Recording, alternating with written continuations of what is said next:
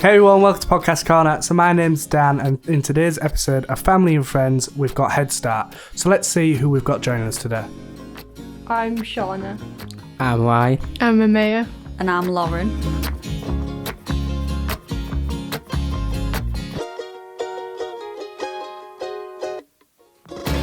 Okay, welcome everybody. So, why don't one of you tell us why we're here today? So basically we're here on this podcast because it's just been Mental Health Week in the United Kingdom, and it's just coming to the end of the week. And we just do a bit sharing some stories or some tips on what is bullying and how it can affect people and our own stories, basically. Cool, great, thanks for that. Leading on from that, so this question is a little bit tough. So obviously, if you can talk a little bit about your stories of bullying, but if you don't want to go in too depth, that is totally fine. Just talk about what you're comfortable with. But can one of you start and maybe just talk a little bit about your experiences of bullying? Yeah, well, I've been bullied since quite a young age, actually. I think it was about year one, and some of those quite sad is I got bullied by my own cousin as well in primary, and not like just like family bullying, as in actual bullying to the point that a teacher was like, "You're being bullied by your cousin." And like when I got to secondary, I thought it would all stop, but it got worse and worse to the point that I was just feeling really low. I was, honestly, the amount of times I dyed my hair because of it, it was just unreal.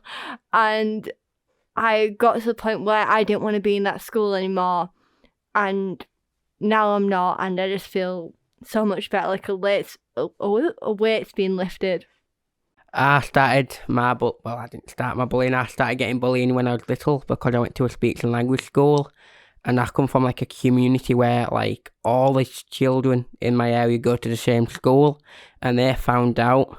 So I got bullied in primary school. Then I moved to secondary school. They moved. They started all again in secondary school until at least I moved college to a different town. So I travel to get away from it, and like my life, it's been so much positive. I've come back stronger than ever. And I'm not letting anyone get me down. I'm a man. It's because I've just grown up. I've come to realise that it is rubbish, but you can get over it, and like don't let it affect and don't let it hold you back, because you are. Don't let anything stop you from shining. Yeah.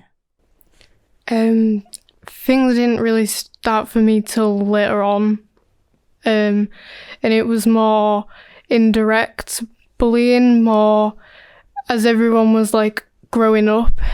It was people finding out who they are, and then me kind of not being able to keep up with everyone as everyone was going into secondary, and it was people talking more behind the back and me not being able to figure out who I am and, you know, like be a part of everyone else. So then as I reacted to it, it got worse and worse, and then obviously I didn't know how to deal with it, so that fueled it even more.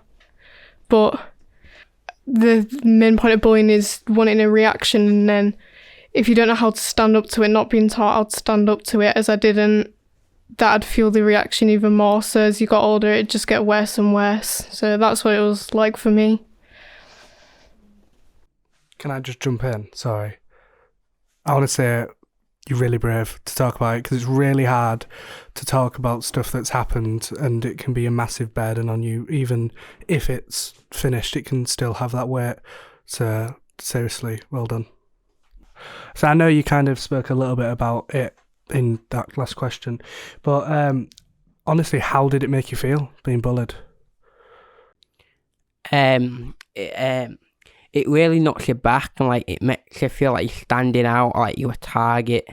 And like obviously every time you get bullied, it weakens you, and you just do like show them that you are getting them down, and you do feel worthless. You start to believe it after time, and like that's the most saddest thing is like you believe it even though it's absolutely rubbish. Like your man saying, "This is me. This is what people think," and it does show you.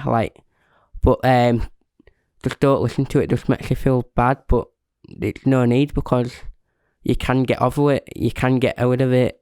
You're not that person they say they are. They may be saying that because they might be feeling something, or they might be having something happen to them, and it's something to relieve their stress, but they don't understand it's causing you stress. But yeah, it does make you feel horrible, but once you get rid of it, you feel positive. So look for that goal too. Look on the brighter days. Yeah, like, for me, it made me generally feel worthless. Like, I generally feel the fact that because of bullying, I was faking ill a lot. Like, sometimes it was genuine, but most of the time I was just trying to get out of bullying just for a sense of I'm not there, I'm home. But for me, even at home, I still get bullied in some ways because of my younger sister. And even now, I still feel like I've gotten better, but my anxiety is still really high. When anyone gives me a compliment, I always backtrack it to, like, are they faking? Are they being genuine? I just don't know anymore. I was like that. I'd think whether it was personal to me or they was just being a bully in the first place, and that was kind of how it made me feel, because I was like questioning whether the things they were saying were personally targeted to me, or they just wanted someone to bully and they chose me. But then I realised that they'll do it to anyone that they want to, just for the sake of whatever reason, and that the things they were saying were really personal to me. As workers, do you think there's kind of like an age where people start bullying, and there's like a pattern to that, and what age they could stop bullying? I think as a worker, I've seen young people being bullied at any age, and actually there is no age limit for bullying. It can happen in primary school, it can happen in secondary school. It probably depends on what the person who's doing the bullying is going through in their personal lives. Not that that's any excuse to bully another person, but I think, depending on that young person, it could be the time of exams, causing a lot of stress for people. But I think it's entirely dependent on every situation and it being unique to them and the person who's experiencing the bullying. Yeah. Cool. So you said there, like, obviously, like, bullying, sometimes it can be like what they're going through and maybe why they're bullied. So, like, to ask you all, like, why do you actually think people bully other people? I think it depends on the situation, but for me it was for a reaction. I think that's how it turned to bullying. I think they test different people, and whichever gets the best reaction to show off the most is the one that will continue. And I think that's why it got so bad, because everyone was kind of growing up and learning how to deal with it and just shake it off, but I didn't. So I think that's why it was focused on me more. So them just trying to get a reaction for me. Yeah, like, I agree with you, because, like, with some of the bullying for me, it was just trying to get reaction. But, like, in some ways, I generally think it's just because they're bored and they want someone to think, what's the word? Someone to just, bully, because they have nothing else to do. And in most cases that I've actually experienced and my friends have experienced, that is the case. I mean, it can be where they have something else going in their life and they just want to take it out on someone else. But like Lawrence said, that isn't an excuse for bullying. It's just annoying the fact that they think it's okay to ruin someone else's life. In some cases, it could be like maybe at home, the family are saying negative stuff to the kids, like maybe, oh, go away, like, which if you never had yet, or just go away, ain't got time for you, I'm watching telly, and they think it's something normal, part of growing up, and then they take it into their school life and just spread it around, because they haven't been learnt that, and like they haven't got the parents, because obviously it's coming from the parents, so it could be like lack of understanding, and like they don't understand what it means, and like, but like Shauna said, like it's not an excuse to bully, but I think there's more work needs to get done around it in school, like when you're developing, like going to from prime to secondary, it needs to be like in them years, you need to do more about it than what you actually are learning in year 7, because some of it's not relevant. Like, you can see by the statistics in the UK how much bullying affects, so tackle that, and then you'll get rid of the problem. Well, you might not get rid of it, but you'll help and dampen the figures. But yeah, it's just sad really that bullying happens. I'm just going to jump in here because one of our volunteers, Justine, couldn't be here, but this is really relevant to her story in that when she was being bullied, the person who was bullying her was going through some quite personal things in their lives at home, and that was used as an excuse by the teacher who was dealing with the situation, as a reason for Justine being bullied, and that caused her some problems in itself, because actually the problem of the bullying then wasn't dealt with. It was then used as an excuse as to why it was happening. Do you think meeting your bully helps? I've met a few of my bullies over the past few years, because obviously we all grown up, like they have families now, some of them, I haven't, but they have, and like it just goes to show, like, they was bullying me, saying, oh, look at me, you're not doing get anywhere, when they're being, like, getting arrested, and then I'm there, like, yo, what you got on me? Like, look how far I've come. I've actually got something to do with my life, what you got. And, like, it's good to, like, show, like, yeah, this is what you once said, but now look at me and now look at you. You're in my shoes now, I could say this to you, and see how it feels, but you don't, you, like, it's like, you feel amazed that, you've come this way, and they're just like hit rock bottom, and you're like on Mount Everest at the top, like, yes, looking down on them, like, what did that achieve you? Like, I love your positivity. You can come back. Oh yeah, thank you. Yeah. When you meet them years after, it's not that bad. Obviously, depending on the case, like you said, it will be different, but I think if it's years after, it'll be good to see them then, and you can see how much you've grown, and remember that they put you through that, and now you can see that you're still there and you're still going. But I think it depends how strong you are, and if you've been able to build back up again after being bullied by them. I think if part of you's still holding on to the things that they've done or said, then I don't think it'll be good to meet them or talk to them again, as I think it might bring you back down again. But I think if you've been able to overcome it and realised that it wasn't anything personal about you and it wasn't your fault, then I think it would be good to meet them, and then that's kind of the final point of it. Like, you can put it in the past after that. And I think as a worker, it's really important, if a young person does confide in you, that you listen to what that young person wants. When, you know, if they're wanting a resolution, what does that resolution look like?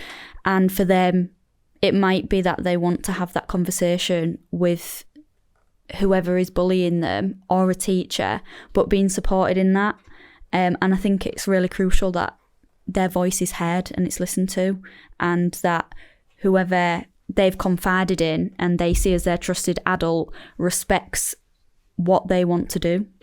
I'm going through something now at college that's been happening for the last 3 years, and I had some really good news today that they've suspended him for 3 weeks to kind of do an investigation on it.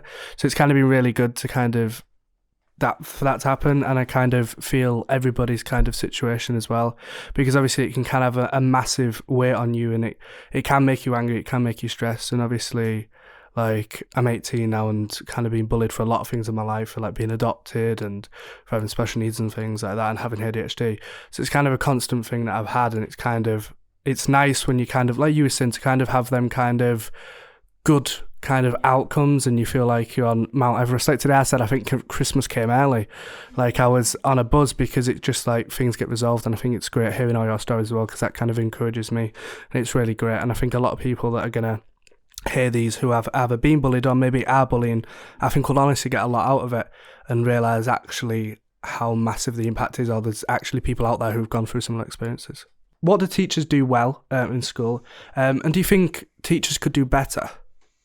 So for Justine, in her experience, her key thing that she took out of being bullied was the lack of support that she felt from the teacher who was dealing with the situation. And again, it can be so unique as to how a teacher might respond when they've been told that somebody's been bullied. But especially for Justine, she felt like the teacher didn't deal with it very well, because the young person who was bullying her was going through personal issues. So it wasn't taken as seriously. The teacher sort of justified why the bullying was happening. But for Justine, that sort of left it as being unresolved. So Justine sort of came up with some ideas of what she thought was really important for teachers and professionals and anybody working with young people who, have been confided in and said that they're being bullied, was to take it seriously.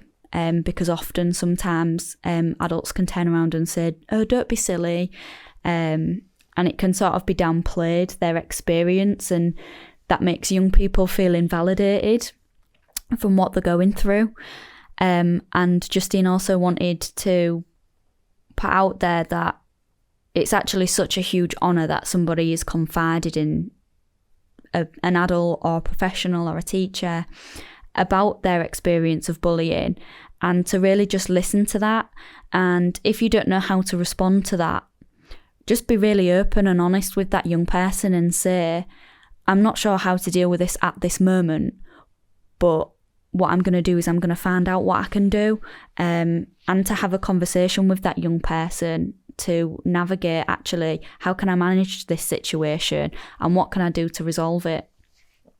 And take pride that actually a young person has come to you and confided in you and chosen you as their trusted adult. For me as a worker, that's such an honour to have a young person confide in me with their personal issues, because it shows that actually they've got a lot of trust in you. So that was really Justine's main points that she wanted to get across here today. Can I just jump in? Sorry. Like what you said there, it's kind of like when people try and go talk to someone, like it's honestly a massive thing, like me and my own experiences, to actually try and go to someone to talk about it. Like just there, like for me, like always going through my head is like, are they going to judge me? Are they not going to take this seriously? And everything else. And I think it's like, it can have a bad impact on a young person if the teacher just like pushes it down, because then they're probably not going to go talk to anybody else about any other problems they're going to have, and it's just going to have more of a build on them. And I think, like what you said, like if a teacher or someone doesn't know how to handle it, then maybe just honestly tell them, like you said, and go and talk to someone else about it that they trust to try and help them out. Because I feel like if you put down a young person because of what they're going through and they say, "Oh, this isn't actually that big," or something like that, it can actually have a worse impact on a young person. Personally, in my own experiences and stuff. I know you've got something to say. It depends on the teacher and it depends on the situation. But I think now people are bringing more attention to bullying and speaking out about it, and your mental health after being impacted by bullying. Teachers are being trained more to know what to do.